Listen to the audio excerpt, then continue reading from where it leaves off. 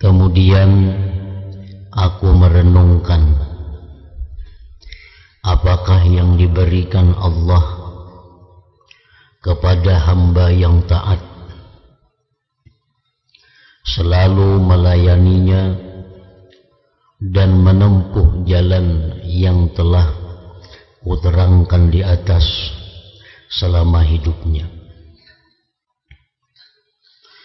Akhirnya aku menemukan karamah dan karunia khusus yang banyak. Ada 40, yang 20 di dunia dan yang 20 lagi di akhirat. Anugerah-anugerah Allah yang diberikan kepada orang-orang yang selalu taat kepada Allah ada 20 di dalam dunia dan 20 lagi disimpan di akhirat yang dapat dinikmatinya sesudah dia wafat. Karamat di dunia yaitu satu, Allah menyebut-nyebut hamba itu dan memuji-mujinya. Di hadapan para malaikat Allah memuji hambanya yang taat itu. Di hadapan para malaikat Allah menyebut-nyebut hambanya itu. Alangkah mulia hamba yang disebut-sebut dan dipuji oleh zat Tuhan yang menguasai seluruh alam ini. Nah, itu yang pertama yang dirasakan oleh orang yang selalu taat kepada Allah. Untuk mengetahui bagaimana Allah memuji seseorang hamba itu, untuk mengetahui bagaimana Allah Ta'ala menyebut-nyebut nama hamba yang taat itu. Nah, salah satu tandanya adalah dapat diketahui melalui lisanus sulaha, melalui lisannya orang-orang saleh. Dapat diketahui melalui lisannya orang-orang yang saleh. Apabila orang-orang yang saleh itu memuji-muji seorang hamba, apabila ada orang-orang yang saleh itu menyebut-nyebut nama seorang hamba, maka itu adalah isyarat, petunjuk bahwa Allah telah memuji kepada hamba itu. Apabila ada orang saleh mencintai seorang hamba, apabila ada orang yang saleh menyayangi seorang hamba, maka itu adalah isyarat bahwa Allah sayang kepada hamba itu. Karena orang saleh itu kada terlepas dari apa yang disukai Allah. Orang saleh tidak akan memuji orang yang dibenci Allah. Orang saleh tidak akan memuji orang yang dicela Allah. Orang saleh tidak akan menyayangi orang yang dimurka Allah.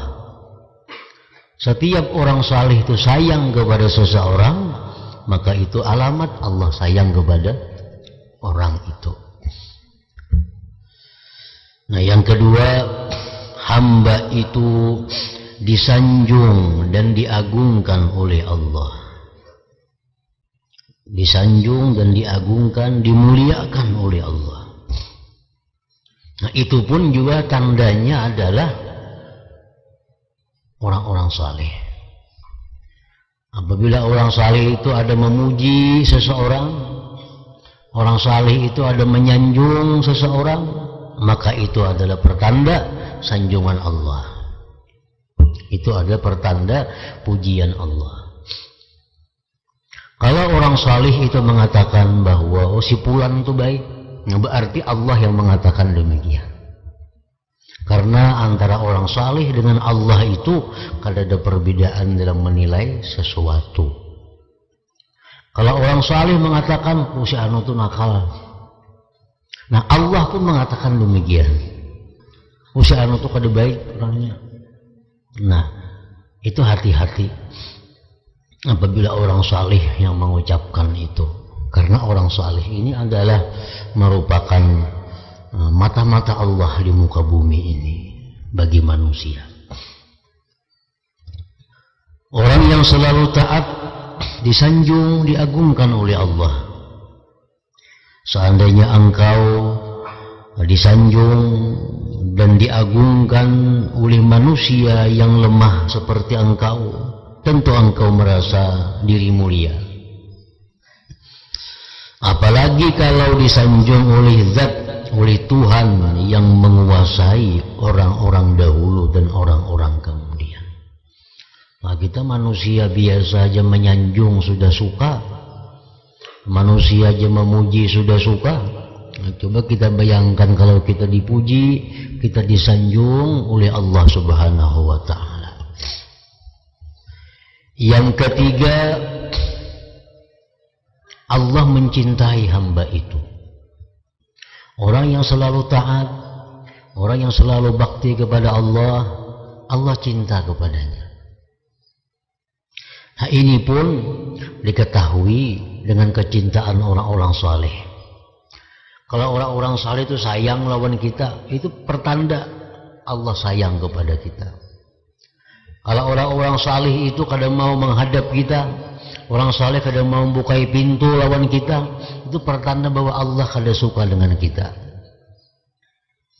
Umpama engkau dicintai oleh kepala desa atau bupati, tentu engkau merasa lebih unggul dibanding orang-orang lain. Dan engkau dapat memanfaatkan dalam peristiwa-peristiwa penting. Lantas bagaimana kira-kira jika engkau dicintai oleh Allah yang menguasai seluruh alam ini? Kalau kita dicintai pembakal, disayangi pembakal, kita bayangkan kayak apa mudahnya kita berurusan dengan pembakal itu. Kalau kita dicintai bupati, disayangi bupati, nah kita bisa bayangkan betapa mudahnya kita berhubungan, berurusan dengan bupati itu. Demikianlah Allah Subhanahu wa ta'ala. Kalau kita disayang Allah karena kita selalu taat, maka sangatlah mudah kalau kita minta sesuatu kepada Allah Subhanahu wa ta'ala. Yang keempat, Allah senantiasa memelihara dan mengatur persoalan hamba itu supaya baik. Allah mengatur, Allah yang memelihara supaya persoalan kita ini jadi baik. Karena kalau kita mengatur tentang diri kita sendiri, kita mengatur diri kita sendiri, tentu kita akan binasa. Karena kita kada tahu apa yang akan terjadi esok, apa yang akan terjadi besoknya. Karena akan tahu apa yang terjadi kena petang. Nah, Allah yang mengatur. Coba kita lihat contohnya Ashabul Kahfi yang 7 orang. Itu Allah yang mengatur mereka. Berapa ratus tahun mereka tidur di dalam gua. Ratusan tahun hanya guring di dalam gua. Ajak hanya berabah betilantang aja, buruk belakang. Tapi Allah mengatur, manuqallibuhum zatal yamin wa zatal shimal. Kami bolak-balikkan dia ke kanan, kena bahiring. Kena ke kiri bahiring, kena betilantang, sehingga awaknya kadang mau rusak. Orang aja garing misalnya, setahun kada kau berubah aja, bakuring belakangnya sudah, bakuring, ditilam berubah aja, setahun aja ada singgarakan, belakangnya bisa melatuk, bisa apa. Nah, Ashabul Kahfi itu 300 tahunan di dalam gua guring, tapi Allah mengatur. Ada binatang-binatang yang hendak mencelakakan, Allah tahan.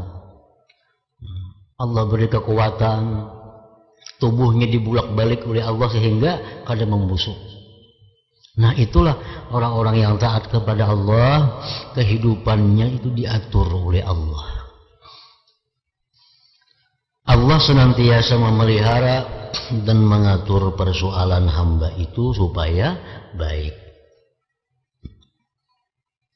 Nah, Rasulullah pun minta kepada Allah, Rabbi la takilni illa nafsi tarfata ain, ujar Nabi. Artinya apa? Ya Allah, jangan kau serahkan mengatur diriku kepada aku walaupun sekejap mata. Rabbi la takilni ila nafsi tarfata ain, ya Allah jangan kau serahkan mengatur diriku ini kepadaku sendiri walaupun sekejap mata. Karena kalau kita seorang yang mengatur diri kita ini, kita binasa. Nah, orang-orang yang taat kepada Allah, orang-orang yang selalu patuh lawan Tuhan, itu Tuhan yang memelihara, Tuhan yang mengaturakan jalan hidupnya. Tuhan yang mengaturakan jalan hidupnya ke ini, ke itu, ke ini, ke itu. Sehingga apa yang dia maksud terlaksana. Yang kelima, Allah selalu menanggung rezeki hamba itu. Rezeki selalu digiring ke hadapannya tanpa kesulitan dan tanpa kerusakan. Orang-orang yang taat kepada Allah, rezeki digiring Allah. Nah, rezeki digiring Allah, bukan inya yang mencari rezeki, tapi rezeki yang digiring Allah. Dan lagi rezeki yang digiring itu tanpa ada kesulitan dan kerusakan. Arti kerusakan apa? Orang ini kadang akan bakal jadi maksiat dengan rezeki itu. Banyak aja orang duit datang sorangan, tapi duitnya kada halal, duitnya membawanya maksiat, duitnya akhirnya membuat inya sombong. Nah, kalau orang yang taat kepada Allah ini, rezeki digiring Allah ke rumahnya tanpa sulit dan membawa kerusakan, membawa berkah. Yang keenam, pulang karamah yang diberikan Allah kepada orang yang taat, khusus untuk di dunia. Yang keenam, Allah selalu menolong serta mencukupi hamba itu dari setiap musuh dan menolak usaha siapapun yang hendak berbuat jahat kepadanya. Yang ngaran itu sudah Tuhan yang mengatur, Tuhan sendiri yang memelihara, sehingga orang-orang yang bermaksud jahat kepadanya kada sampai,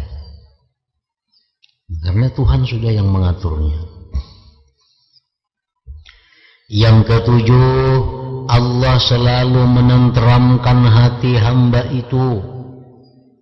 Sama sekali ia tidak pernah mempunyai rasa takut dan mengeluh dalam perubahan dan pergantian dari Allah. Orang yang taat kepada Allah itu di dalam hatinya diberikan Allah tumakninah atau itminan, ketentraman. Orang yang taat kepada Allah itu diberikan Allah di dalam hatinya itu kebahagiaan yang kada akan didapat oleh orang-orang yang lainnya. Sehingga dengan adanya itu dia kada mempunyai takut menghadapi kehidupan dunia dan kada mengeluh dalam perubahan-perubahan. Perubahan kadang-kadang sakit, kadang-kadang sehat. Itu perubahan. Kadang mengeluh dalam hal itu. Karena apa? Karena hatinya sudah ditentramkan terlebih dahulu oleh Allah Subhanahu wa ta'ala. Yang kedelapan, rasa kemuliaan diri sebab Allah. Jadi orang-orang yang ahli taat ini tidak sampai hina melayani dunia dan ahli dunia. Nah, orang-orang yang taat kepada Allah ini dimuliakan Allah sehingga dia tidak akan sampai melayani dunia dan melayani penghuni dunia, ahli dunia. Bahkan merasa tidak senang jika dilayani oleh raja dunia dan pembesar-pembesarnya. Artinya orang yang sudah dimuliakan Allah ini, dia tidak akan melayani siapapun dari ahli dunia, karena dia sudah terfokus untuk melayani Allah. Sehingga orang-orang dunia, baik itu yang kecil atau pembesar, disuruh Allah untuk melayani orang-orang yang melayani Allah Ta'ala tadi. Yang ke-9, luhurnya cita-cita. Orang yang takwa, orang yang taat kepada Allah, itu cita-citanya luhur. Ini kadang menghendaki dengan taat itu kekayaan, tidak menghendaki dengan taat itu kemegahan. Cita-citanya luhur. Hamba ini tidak mau dirinya bergelimang dunia atau akrab dengan ahli dunia, juga tidak mau menengok kepada gemerlapnya dunia dan permainan dunia, sebagaimana tidak maunya orang yang berakal sempurna dari tempat permainan anak-anak dan perempuan. Jadi orang yang taat kepada Allah, cita-citanya luhur. Yang diinginkannya adalah Allah dan yang di sisi Allah. Sehingga dia kadang menginginkan, kadang menghendaki dengan taat itu kedekatan kepada ahli dunia atau mendapatkan kemegahan dunia. Itu orang yang luhur cita-citanya ngarannya. Amun kita beribadah, kita menuntut ilmu, menghendaki kekayaan, menghendaki dibesarkan oleh ahli dunia, nah itu cita-citanya kada luhur ngarannya, rendah cita-citanya. Yang ke-10 yang diberikan Allah di dalam dunia kepada orang-orang yang melayani Allah, kaya hati. Kaya hati. Lebih kaya ketimbang semua orang yang kaya harta. Hatinya selalu lapang, tidak terkejut bila ada bencana datang, tidak susah jika kedatangan fakir miskin. Orang kaya hati, lain dengan kaya harta. Orang yang kaya hati itu artinya orang yang kadada merasa hidupnya tergantung kepada makhluk. Nah, itu kaya hati. Kalau orang kaya harta, hidupnya tergantung dengan harta. Sehingga harta hilang, inya susah. Harta bakurang, inya gelisah. Karena hatinya kada kaya, tergantung kepada harta. Kalau orang kaya hati, itu hatinya kada tergantung kepada makhluk. Hatinya tergantung kepada Allah. Dan Allah kada berubah. Lain dunia berubah. Manusia bisa mati. Orang tergantung lawan si Fulan, Fulannya bisa garing, bisa mati. Otomatis hati nang bergantung pun garing juga. Nah, orang yang taat kepada Allah itu diberi Allah ghinaul qalbi, kekayaan hati. Itu yang diminta oleh Nabi kita. Allahumma inni as'alukal huda wat tuqa wal afaf wal ghina. Ya Allah, aku minta kepada Engkau, ya Nabi kita, al-huda, petunjuk, wat-tuqa, ketakwaan, wal-afab, kehormatan diri, wal-ghina, kekayaan hati, bukan kaya harta. Nah, yang ke-11, terangnya nur dalam hati. Terangnya nur di dalam hati. Sebab nur ini ia dapat mengetahui ilmu-ilmu, rahasia-rahasia dan hikmah-hikmah Allah yang tidak bisa diketahui oleh orang lain. Kalau tidak dengan berpayah-payah sekali dan menghabiskan umur. Kalau orang lain payah, orang lain habis umur, kada taulihi ilmu itu, kada taulihi rahasia itu.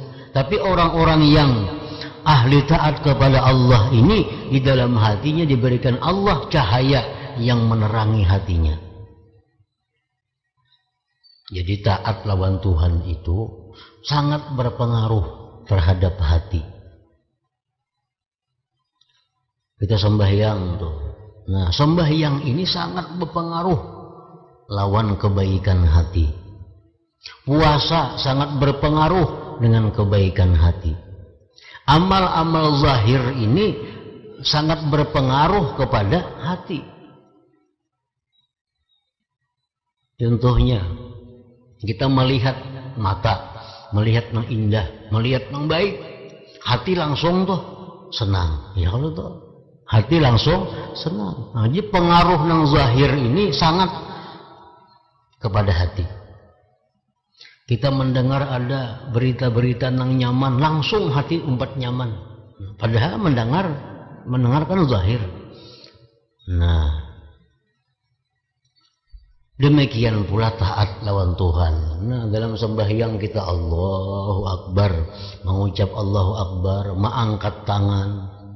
Itu adalah perbuatan zahir yang sangat mempengaruhi hati.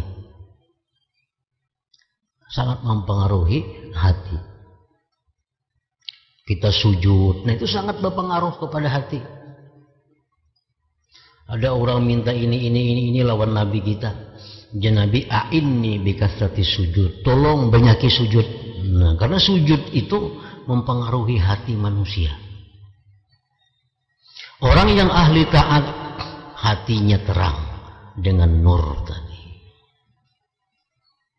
Yang ke-12, lapang dada, tidak sempit hati lantaran adanya bencana dunia dan diberati masyarakat serta penipuan mereka.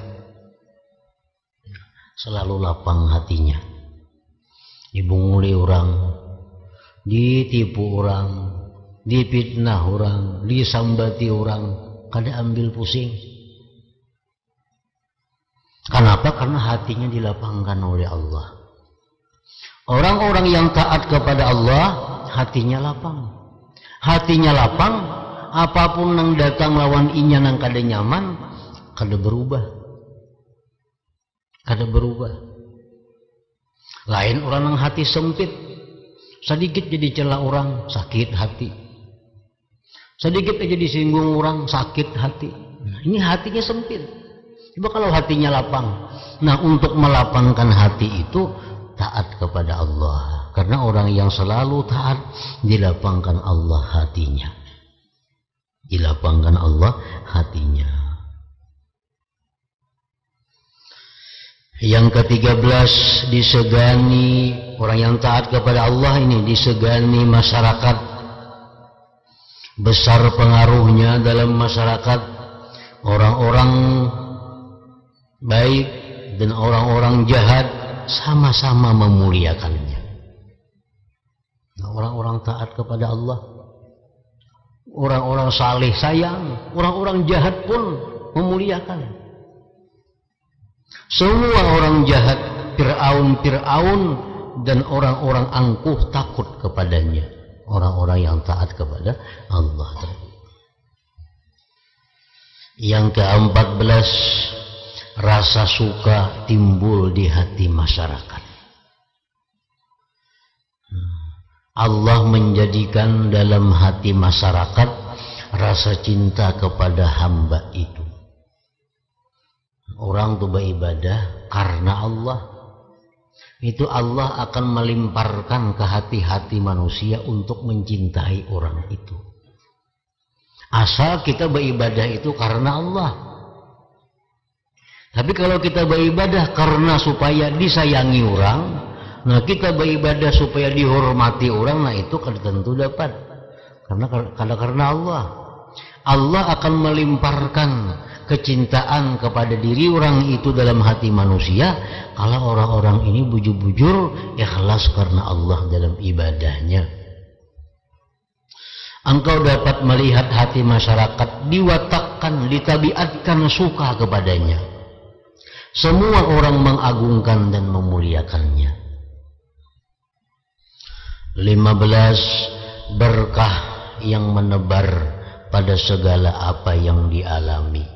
Orang yang taat kepada Allah ini berkah dalam tubuhnya, berkah bicaranya, berkah dirinya sendiri, berkah pekerjaannya, berkah pakaiannya, berkah tempatnya, berkah sampai tanah pun yang dipijak diambil berkah. Juga tempat yang diduduki dan manusia yang pernah berkumpul dengannya. Orang-orang yang berkumpul dengannya pun dapat berkah. Nah itu kalau sudah orang yang taat kepada Allah, diberi Allah sedemikian kelebihan. Ini hanya di dalam dunia, belum lagi di akhirat. Yang ke-16, bumi, daratan, dan lautan ditundukkan buat hamba itu. Sampai pun andai kata ia menginginkan berjalan di awang-awang atau berjalan di atas air atau menempuh jalan seberapapun jauhnya, bisa berhasil dalam waktu kurang dari 1 jam. Hari ini ada di sini, ini jam berikut ada di manakah pula yang saling jauhan tempatnya. Nah, Allah tundukkan bumi kepadanya. Yang ke-17, binatang buas dan binatang liar, binatang melata dan sebagainya ditundukkan untuk hamba itu. Semuanya senang dengannya. Yang ke-18, dapat menguasai kunci perbendaharaan harta bumi. Dimanapun ia memukulkan tangannya, maka ia bisa memperoleh gudang harta. Ini orang-orang yang sudah taat kepada Allah, diberi Allah kunci perbendaharaan harta dunia. Jika ia menghendaki, dalam keadaan susah, dalam keadaan kada seling duitan, kertas dikacaknya jadi duit. Umpamanya ia menjajakkan kakinya ke tanah, maka dapat keluar sumber air dari tanah itu. Kalau ia membutuhkan di mana saja ia berhenti, bisa mendapatkan makanan yang terwujud seketika bila ia menginginkan. Itu karamah yang hanya bisa didapat oleh orang-orang yang selalu istiqamah taat kepada Allah Subhanahu wa ta'ala. Yang ke-19, menjadi panutan masyarakat dan mempunyai kedudukan luhur di pintu zat yang menguasai keagungan. Lalu orang-orang menjadikannya wasilah, perantara kepada Allah. Orang datang kepada ini, doakan lawan Allah mudahan kami ini, doakan kepada Allah mudahan kami jadi ini. Nah, Allah menanamkan, melimparkan dalam hati orang untuk datang kepadanya minta doakan kepada Allah. Dengan melayani hamba ini dan orang-orang mengharapkan berhasilnya hajat-hajat mereka kepada Allah dengan perantaraan kedudukan dan berkah hamba ini. Kita biasa berdoa, ya Allah berkat Nabi Muhammad kabulkan hajat kami, berkat Syekh Abdul Qadir kabulkan. Kan kita jadikan orang-orang itu perantara kita kepada Allah karena kita menganggap kehormatan mereka di sisi Allah. Nah, itu orang-orang yang taat kepada Allah tadi diulah Allah perantara makhluk kepada Allah. 20, terkabulnya doa. Memohon apa saja kepada Allah pasti diberi. Memberi syafaat kepada siapa saja tentu diterima syafaatnya. Artinya punya berdoa lawan Tuhan, ya Allah umpamanya hamba ini sulit, susah, senangkan, lapangkan, dikabulkan Allah. Atau memberi syafaat, ya Allah tadi hamba engkau si fulan ada datang kepada hamba, dia melaporkan kesusahannya kepada hamba, dia menyampaikan keluh kesahnya kepada hamba, ya Allah berikanlah dia ke lapangan. Diberi Allah hamba itu ke lapangan. Itu artinya memberi syafaat kepada siapa saja, tentu diterima syafaatnya. Ya Allah si fulan itu ahli maksiat, jadikanlah dia orang yang saleh ya Allah. Diberikan Tuhan syafaat ngarannya. Jika bersumpah atas nama Allah, pasti Allah meluluskan apa yang ia kehendaki. Hingga ada di antara hamba yang menjadi kekasih Allah ini, seandainya mengisyaratkan gunung supaya runtuh, tentu betul-betul runtuh. Jadi ia tidak lagi memerlukan berdoa dengan lisan. Kalau hatinya tergerak menginginkan sesuatu, tentu terwujud, tidak usah memakai isyarat. Orang-orang yang sudah disayangi Allah, kalau usah lagi berdoa lawan Tuhan, hati aja bergeritik, sudah diberi Allah Subhanahu wa ta'ala. Nah itulah karamah, kemuliaan yang diberikan Allah kepada orang-orang yang bujur-bujur taat kepada Allah. Bisa Allah berikan ke-20-nya, bisa Allah berikan 19 saja, bisa Allah berikan 10 saja, bisa Allah berikan sebuting saja di antara 20, tergantung taat kita kepada Allah. Tergantung taat kita kepada Allah. Kalau kita bujur-bujur taat, menghabiskan umur untuk melayani Allah, tentu Allah berikan ke semuanya, ke-20.